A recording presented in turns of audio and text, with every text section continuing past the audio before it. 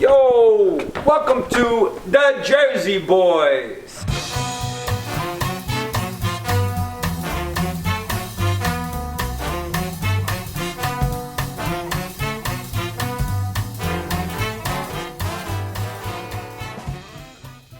Joey Babes, we're back. We're back. The Jersey Boys are back. The Jersey Boys. The Jersey Boys are back. Boys. Now listen, we've been Jersey away Boys. for a significant reason. I don't want anybody thinking that we just fell off the face of the earth because we're lazy. There wasn't a split between the Jersey Boys. We didn't break up. We can't blame it on the bean. No. We broke up because You of can't the blame bean. anything on the bean if you really think about it. Or the You president, can't. we can't. No. Or the president, VP. Johnny VP. Yeah, we can't blame it. No, these guys don't get blamed. If anything, right, it's life. So Life. we're going to get into that today, right? Like Yes. why we had our hiatus. So thank you for welcoming us back into your lives, into your living rooms, your cell phones, your cars, whatever it is, your Sony Walkmans, however you're listening to us, right? Sony Walkman. You never know. But seriously, right? So we're glad to be back, guys. Don't forget. And you are younger than me, so, I know about Sony Walkman. Of course but you do. knew about them, too. But I'm not talking about an 8-track player yet, right? We'll get to that with you. I got plenty of my 8-tracks. Right? Boombox on the shoulder. I did, yeah. So, I guys, had that. I don't had be it all. afraid to check us out on thejerseyboys.com. That's thejerseyboys.com. Jersey Boys. Podbean, iTunes, iTunes is really now Apple Podcasts. So that's Apple really what it Podcasts? is. Apple Really? Podcasts, Google Play, name it, right? Podbean, Spotify, YouTube. So we're getting our YouTube channel going. YouTube's So huge. come check us out, Huge. guys. Huge. So let's jump right in, Joe. Let's not wait on this. So, guys, last time we did a show, did a podcast. It was in June or July. It was July 3rd. July 3rd was the last was the one last we one. recorded, and it was released on the 13th. Okay, so July 3rd was the last one. There's a reason we were not with you guys, and that's what we're going to talk about. So let's just jump right into it, Joe. Okay. So, Joe, what I want to do is I want to give them the dates of the occurrences, and then we'll walk through what happened. So I know that you left for business on July 6th. Yep. So you left for business. You went to Atlanta. You got there to work on a show, and you were actually looking to try to come home early, weren't you? Yeah, I mean, it wasn't. We were on the way to Glass Build America 2022, which was going to be in Atlanta, September 13th through the 15th, 2021. Road to Glass Build, it was called. So what we were going to do, the company I was working with at the time, Glazer Nation, we were going to be doing a tour all around the United States, starting in Douglas, Georgia, which is 4 hours south of Atlanta. Start there where Matt Day and David Schwederman, these two guys, partners in this business, Glazer Nation, we were going to be going around the country just introducing this new platform, the social media platform for all glazers, which is glass. That's what glazing is. This glazing is where I'm gonna reel him in. Okay. Because I just said to him, I said, "Weren't you gonna come home early?" And now all of a sudden, All right. I'm getting typical. Sorry, folks. I Joe like Silva to talk. details. He's Joey- like, there was a red bird and it was on the corner. It But who was worse perched than on me? Who was worse than me? Marianne. Marianne. Marianne. Yeah, she rubbed off on you after many years after. of being together. Yes, There's no doubt. yes. I was going on a business trip on July 6th, leaving, coming back on July 20th for a 2-week, because I was going to be away for 2 weeks. Yes. And then once that 2 weeks was done, I was going to be on the road for the remainder of those 2 months up until Glass Build. So you were supposed to be back on July 20th, but weren't you trying to come back early, or you were planning on it? Yeah, because what happened was when I got down to Georgia, the guys, David Schwederman and Matt Day, they were waiting for some camera equipment that was delayed. And we were going to do kind of like what we're doing now, going around and doing podcasts and doing some almost like a reality show on our trip. So this equipment was delayed, and we had the campers. We were ready to go. I had to sleep in the camper for the first few days, and that was going to be my home for the next 2 months anyway. But the equipment was not there. And then David had gotten COVID. So that really delayed things. So I left the camper, went to a hotel, and I was locked up in my hotel. And you didn't want to come home because you were afraid, right? And I actually spoke to Marianne. I said, listen, we're not going to be doing anything. I said, I feel fine. let me come home, and I'll come home early and let this thing pass, and then I'll get back on the road once everything passes. And that was my plan. But she, unbeknownst to me, her and Joey were working on my home office. They were redoing my entire home office. They were painting it, new shelves, completely revamping my office. And Joey had built me a new computer and everything. So she was like, well, don't come home yet because it would ruin the surprise.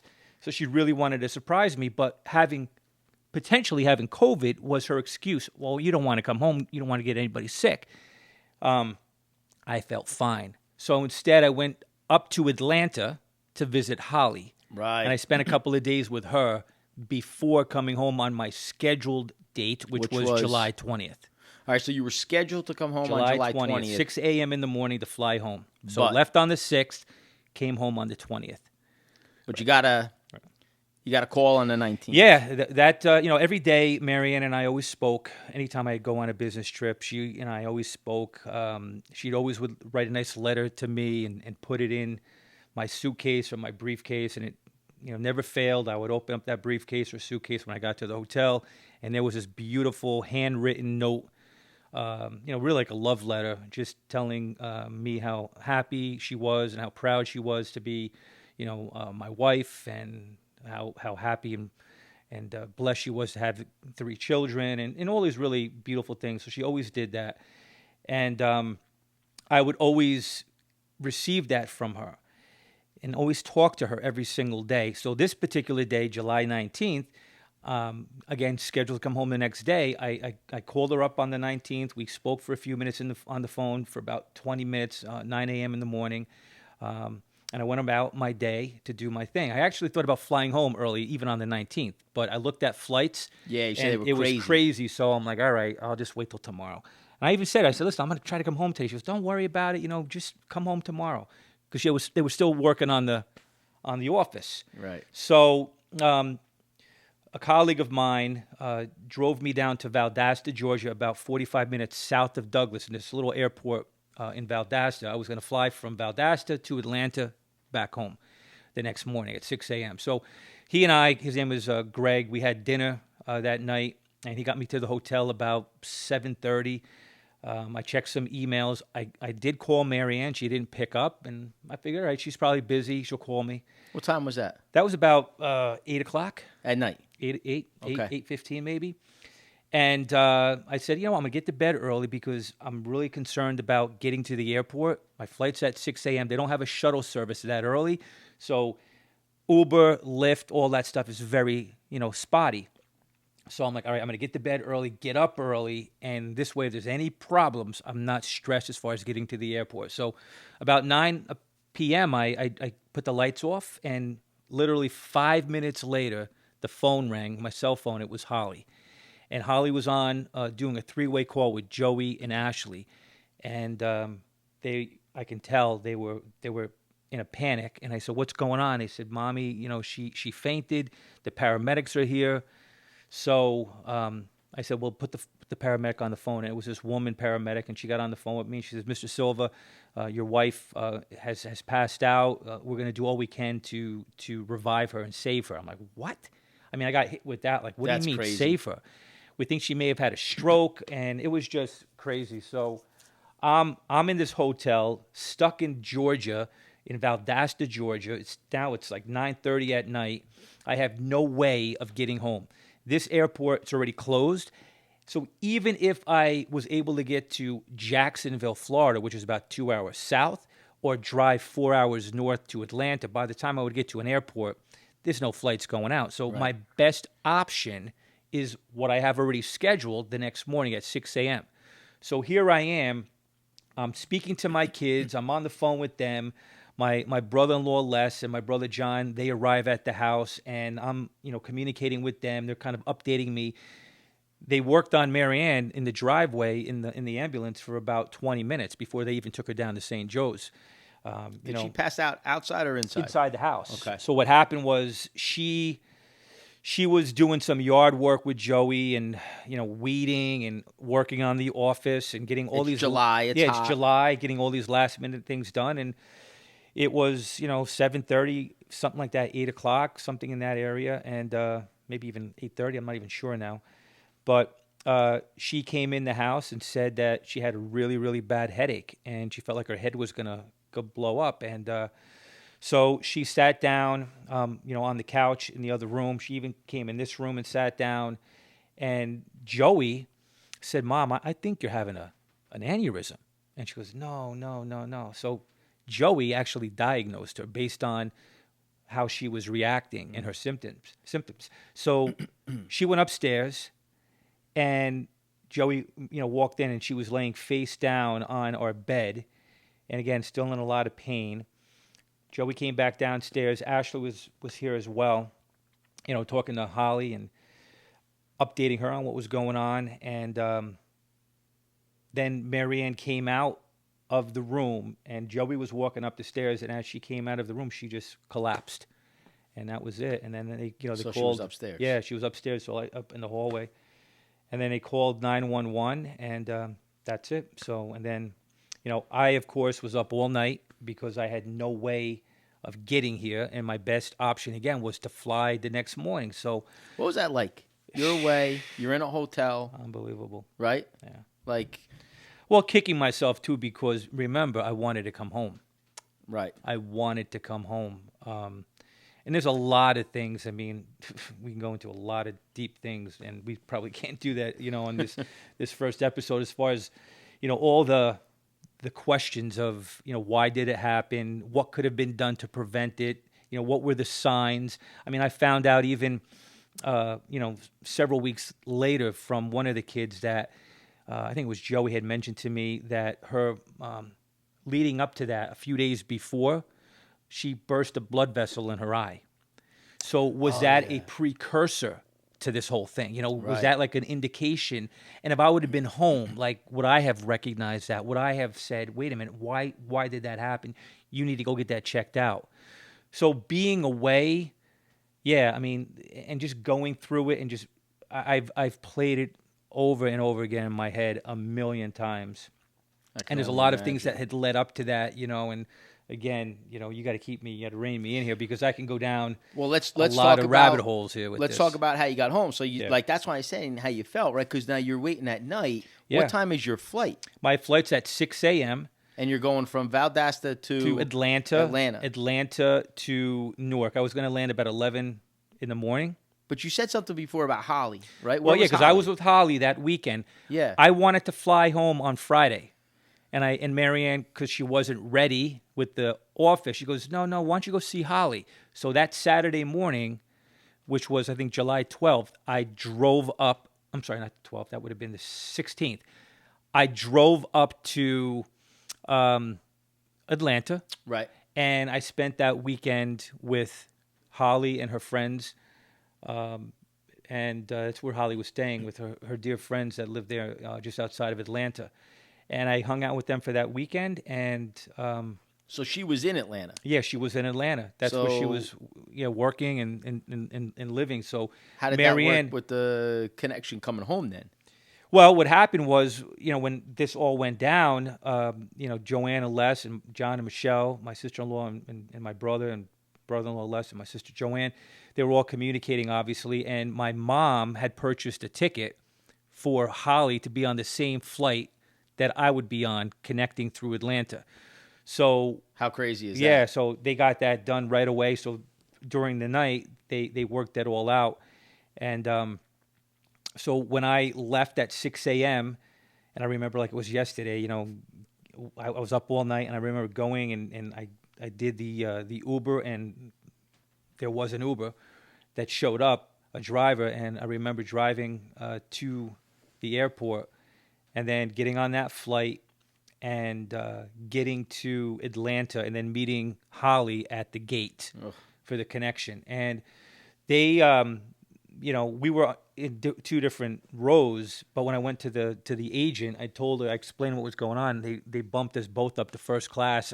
Holly was already in first class, but they put us together in the same row and everything. It was same, right next to each other. So unfortunately for Holly, it was her first time ever flying first class, and under those circumstances, she couldn't really enjoy it. But yeah, they treated us well, got us home, And then Joanne and Les picked us up at the airport, and we went straight to the hospital. Straight to the hospital from the airport. You know what time it was roughly? I want to say about 11:30 maybe. Okay. Yeah. And what hospital did you go to? St. Joe's in Patterson. Okay. Yeah. Okay. So we went right to St. Joe's, and I remember walking when Les pulled up in front of the hospital.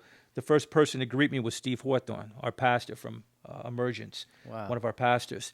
And this was going to be the first time that I was going to see Marianne, other than seeing her on FaceTime. They did FaceTime me from the hospital, from the Okay. emergency room, so I got to see her on the phone. But this was now the first time walking into the room, and it was just, my heart just sank, when I saw her. And I mean, she had the tube down her throat, hooked up with all these different wires and stuff like that, lines.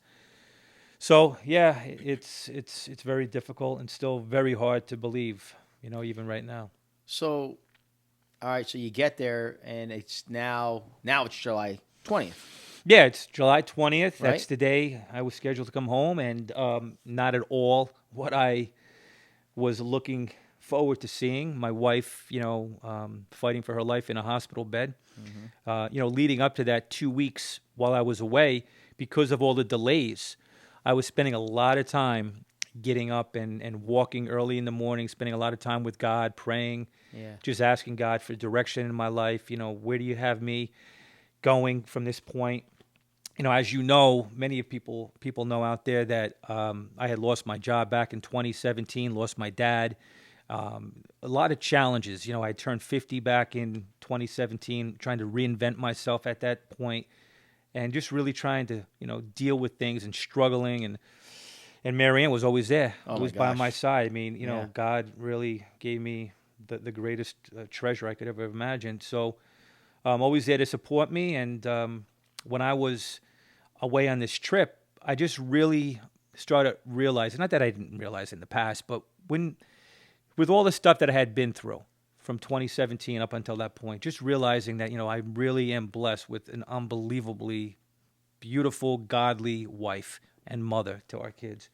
And I would get up in the morning going out for these walks and just praising God and thanking him and, asking him for some direction. And he was revealing a lot of things to me about where I should be going and what I should be preparing for.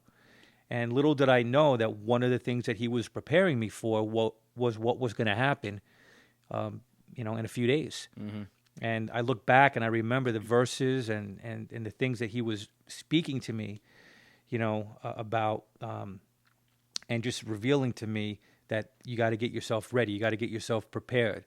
And I was thinking, I got to get myself prepared to be a better husband, to be a better, a father. All these different things were going through my head, but not at all thinking that I had to be the strongest husband and leader of my family because of the circumstances that I was just about ready to now experience for the first time that day on the 20th.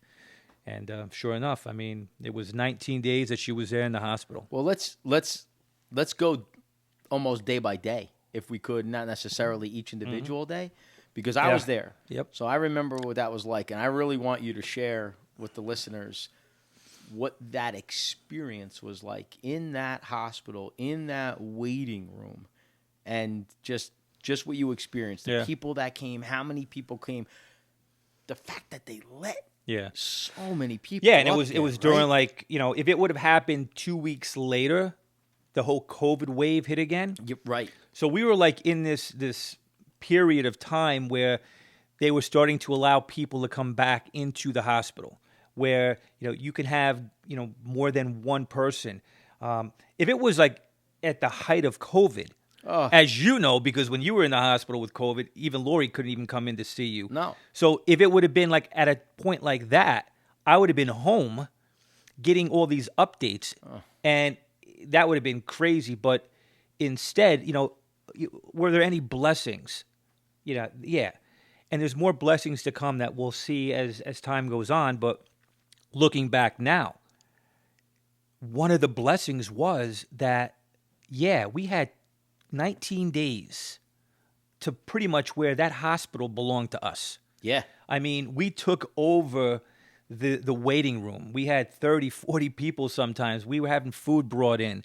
We were able to encourage and witness to other families that were there, because it's the ICU, and there's so many people who are dealing with tragedy, and people were dying like I was every gonna day. say, yeah. Can you recall some of them? 'Cause Yeah, I mean, remember- there was one young guy who was 19 years old. He was hit, or he was driving, I think, in Montclair, and I think a van was pulling into a driveway, and he hit into the side of the van, hit his head, and he only lasted maybe 3 or 4 days. We saw his family come in, and and we were praying with them, and I remember coming in one day, and we were all sitting there in the waiting room, and I remember them coming out crying, and they had just gotten the news, that he had passed. There was an older guy who was painting or doing something on a ladder, and his wife said, "Don't go up there," and he fell off the ladder, hit his head. He lasted about a week, and he passed away. But there was a lot of sadness, and there's a lot of we got to, because of everybody who was there to support Marianne and the family, we also had the opportunity to help encourage and support other families as well, and point Christ, point them in the direction of Christ. Yeah. So that was really an encouragement to know that we had, 19 days where we were able to spend time with other families, even though we were going through the darkest time of our lives. No doubt about it. Yeah. The nurse, wasn't there one or two There really was special nurses there? Yeah. There was, a few different people that really, the Lord planted people there. There was Shirley, who was one of the nurses or aides, who her husband actually had passed away in March of that year. So she was there as a comfort, and she really helped encourage us, and she prayed for us, over us. She prayed with Marianne, holding Marianne's hand and praying for Marianne. There was Maria, who was this older Spanish woman who would come in early in the morning. I believe she was an angel, honestly. I really do. And she was, she'd come in and clean, and she was always praying for us. And, just so many people. Anna, was one that comes to mind. They were like in the patient care. Who else? Right now, my mind is slipping. Wow. But those I remember specifically. Nelsa. Yep. I remember that Maria. Everybody. always Maria, talked little about Maria. How incredible she was, man. So you said something before, and it just kind of made me think of a question for you about she would pray, and you mentioned Marianne's hand. So when you have a brain aneurysm, you hear from the doctors, and the doctors come in with their doom and gloom. But we don't believe in full doom and gloom, right? No. We always trust in the Lord that His will is perfect, His ways are perfect. And so we were always believing for healing, right? Yep. And whatever and trusting His will, whatever that was. What did you experience in the beginning days with Marianne, where they were telling you there's no hope? Yeah. Right? But what did you experience in that time, in the beginning? Well, in the very beginning, the first day, the doctor, they were going to do a procedure on her, and they did, and they were very confident. They said, "Oh, she's young. She's only 52 and a half, almost 53, but she's young. I mean, she's in good shape, good health. So, we're going to do this procedure." And it seemed to be very optimistic. They were like, they seemed positive. So that was an encouragement. And then the next day after this procedure, she was supposed to call me early in the morning, like 7 a.m., the doctor, and she didn't call me.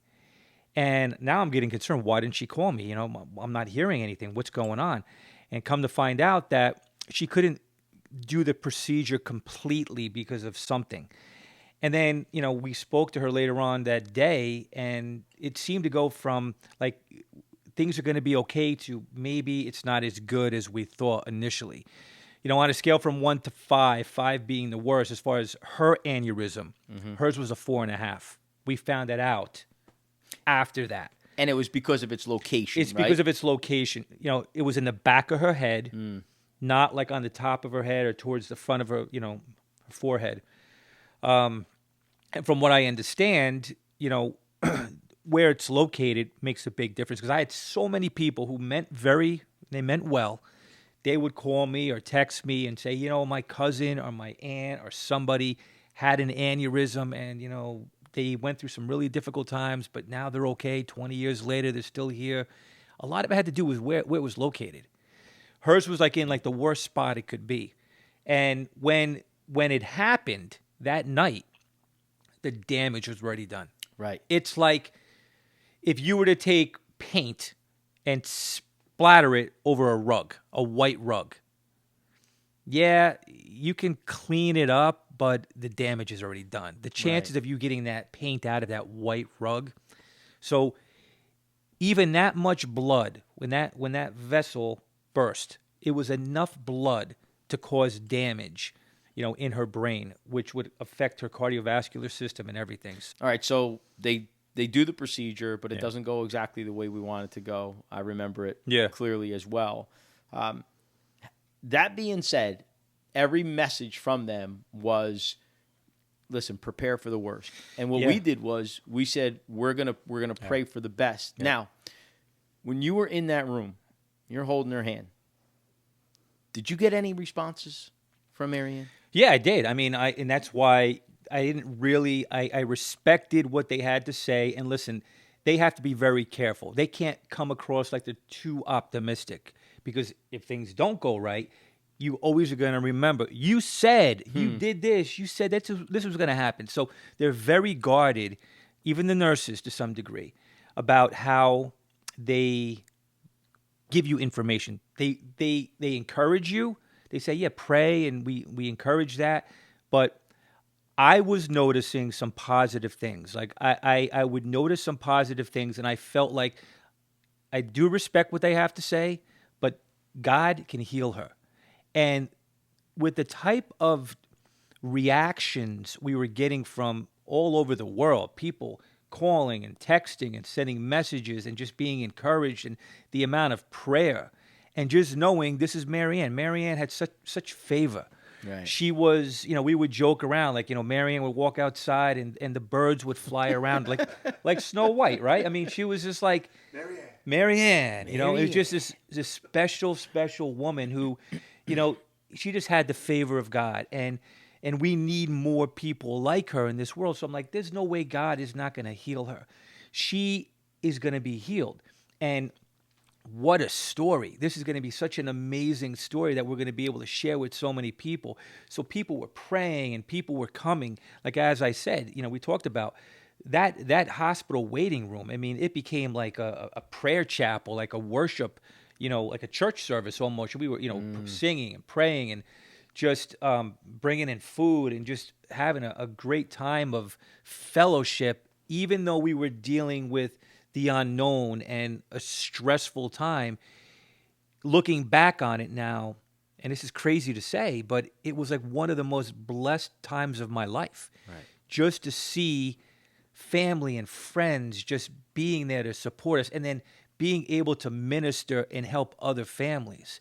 It was like truly like the body of the Lord just there. You know, we were the hands and feet, you know, of Jesus. And we were there, you know, this body of believers there to, yes, support our family and support Marianne, but to support other people.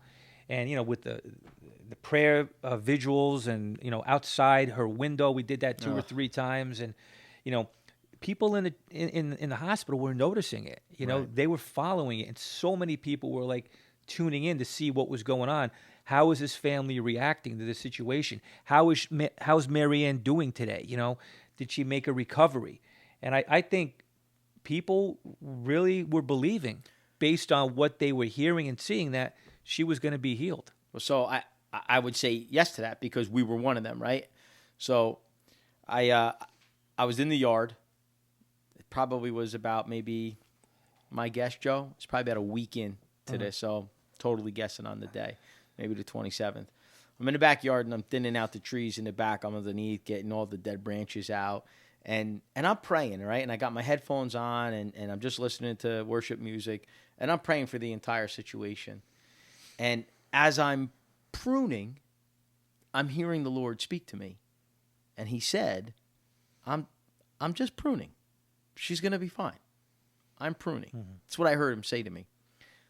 It couldn't have been 2 minutes later. Lori comes running out of the back of the house towards me. And she tells me about what had just occurred at the hospital. I don't want to say it. I want you to say it. And there was basically a direct response to a question that you had asked. And so, I fell to my knees. I started crying. And, I rushed inside the house, took my shower, and said, come on, let's go. Right? Like that, let's get right to the hospital right now. So there was a response. I believe you had asked Marianne a question about whether or not she either heard you or felt you. Yeah. So tell me exactly what happened. Yeah, I obviously every day I was talking to Marianne and praying with her and doing all I could to try to stimulate her body, rubbing her arms, her legs, kissing her, on the forehead and just, speaking into her ears just to let her know that we were there. I believe she did hear every word that we said. But I agree. Yeah, I said, Marianne, move your toes, and wiggle your toes. And with that direction and that request, she did it. Right. And, it wasn't just in my opinion, and from what I believe 100%, it wasn't just like she just had a reflex and she just jerked her toe. I said, move your right toes, moving on your right foot. And she would respond, and she did respond on command. It wasn't just like we're sitting there and she just moved her like a jerky, like you get like a twitch in your arm. Now, she did that too. Don't get me wrong. There were some twitches every now and again. But she did it, and people witnessed it. We have it on camera. And I even remember Joe Pellegrino being there and him speaking to her and asking. Yeah, and he got a response, right? Yeah, exactly. So there was a lot of positive things that came out of it. Yeah. As far as like these, asking her to do something, and she did it. So I'm like, wow, I don't care what the doctors say. Again, I'm not being disrespectful to them, but, Yeah, and I remember clearly you really handled it incredibly well, where you said to them, I respect you. Yeah. I respect you. However, right. I'm trusting in more. And I remember you doing that well. It was, and I'll be honest, it was hard sometimes because they do this all the time. And, I can get it where they have to be very professional and they can't show too much emotion. But sometimes they forget, because they deal with it day in and day out, that we don't deal with it day in and day out. This is our first time going through something like this. Hopefully the last time. So it's very different for us. There's no question about it. Yeah. So listen, I think we're at the point where we would have to end this episode, which what better spot in the story than Marianne responding to a direct response. So we have a lot more. We have a lot more to talk about, a lot more to tell about the Marianne story. Yeah. So we'll do that on the next episode. So like we always do, we're going to end the show, Joe. I'm Ronnie A. I'm Joey the Rash. I'm out. Ciao.